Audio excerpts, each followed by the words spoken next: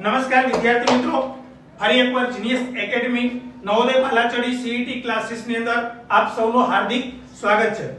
આગળનું ચેપ્ટર જે આપણે જોઈએ તો દશાંશ અપૂર્ણાંક, જેની સ્ટાર્ટ કરીએ એટલે સૌથી પહેલા દશાંશ અપૂર્ણાંકની અંદર કઈ રીતે મૂકવામાં આવે છે એના માટે આપણે જોઈએ।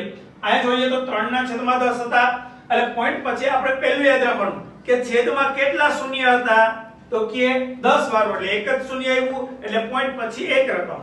જો બે શૂન્ય છે તો પોઈન્ટ પછી બે રકમ, ત્રણ શૂન્ય છે તો પોઈન્ટ પછી ત્રણ રકમ। આ સિમ્પલ યાદ રાખવા માટે।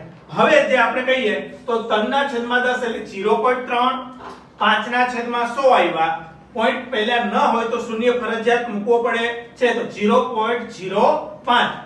8/1000 છે, રકમની અંદર 8 મૂકી દીધા, એકમ, દશક, સો અને હજારે શું મૂકી દીધો, પોઈન્ટ, અને આગળ શૂન્યના શૂન્ય, કાઈ નહીં તો આ રીતે રકમ મૂકવી પડે એટલે 0.008।